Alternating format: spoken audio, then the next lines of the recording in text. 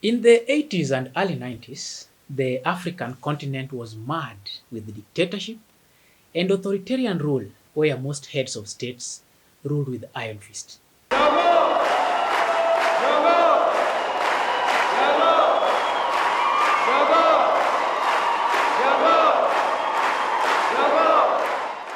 Every such formations needed a man who made things happen. In short, the one who strongly held the power behind the throne. Kenya, whose then president Daniel Arap Moi was among the big men of Africa, wasn't any different. During the Moi era, total loyalty to the then ruling KANU party was measured by what we would presently call a thermometer. Nguruwe hujikanga na mafuta yake. Na Afrika itakwisha. Today, we are having a look at the life and times of a man who acted as the then thermometer, gauging who was or was not loyal to Daniel Moi. A man who made the decisions which would later be followed to the latter by the entire cabinet, every member of parliament, and all the who's in the whole country. This was a man who was more powerful than even the vice president. In simple, he was the big man in the Kenyan government and politics.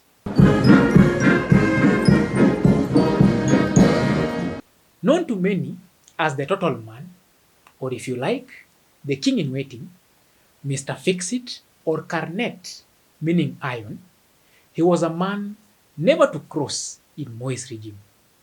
And anyone who did that was sacked. This is the story of Nicholas Kipiator Arap Biwott. My name is Kwach.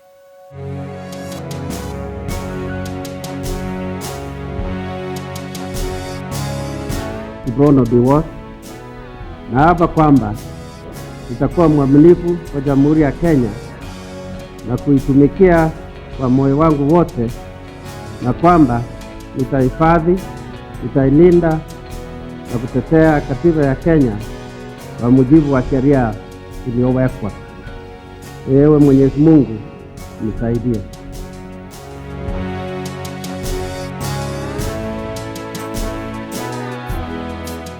Nicholas Biwott was born in 1940 to Maria Satoti and Cheserem in Chebuor village in the then KU district. He started schooling at Moko Primary School, then went to Tambach Intermediate School in the period between 1951 to 1954. He then headed to Kapsaret High School, where he schooled from 1955 to 1958. In February 1961, he went to Australia for further studies, starting out at Taylor's College in Melbourne and then progressing to the University of Melbourne in 1962 and 1964. He graduated with Bachelor's of Commerce and a Diploma in Public Administration, majoring in Economics and Political Science. He later attained a master's degree in Economics from the same university in 1968. Nicholas Biwott joined Kenya's public service in 1965, immediately after he had jetted back from Australia. He served as a district officer in the then Meru district.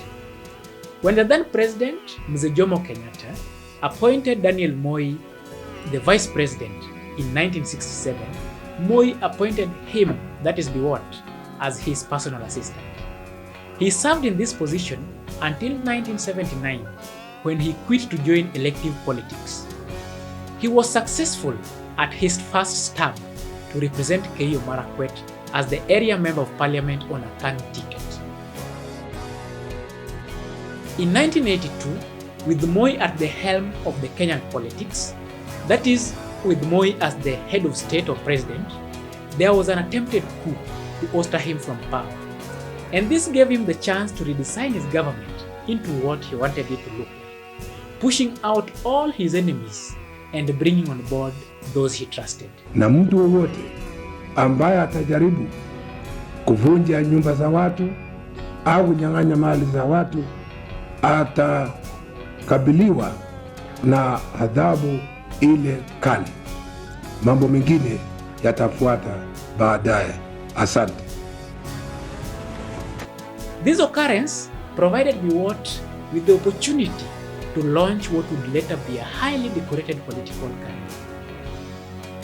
That same year, Moi appointed Biwott to the cabinet as the Minister for Energy.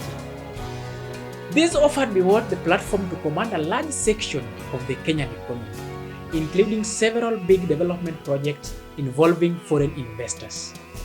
Nicholas Biwott would later hold 8 different ministerial positions, including regional development, science and technology, East African and regional cooperation, trade and industry, tourism, among others.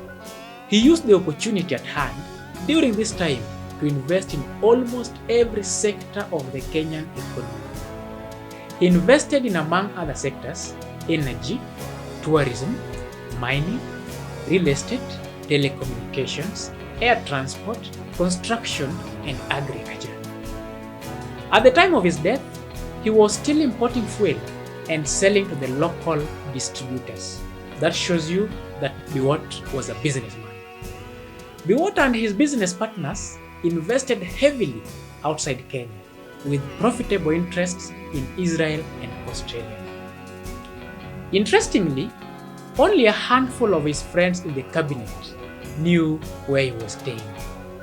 When he was the backbone of Moi's government, Biwott was a very mysterious man. He rarely ate in public and was seriously feared. He never traveled in one vehicle for a long distance, and it wasn't unusual for him to change vehicles up to 10 times or more in one day or even during one long journey. His name became so common and was always part and parcel of any controversies that affected the Moi regime. His name was mentioned in every controversy, from high-level corruption, brutality and suppression to human rights during the Kanu regime, to the mysterious disappearances, arrests, detention, torture, exiles, and even deaths of opponents and key government figures perceived to be threats in the Moi regime.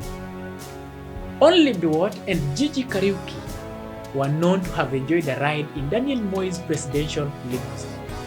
As a man, he was never loud, but his actions and influence in the corridors of power were very loud and could be felt across the country.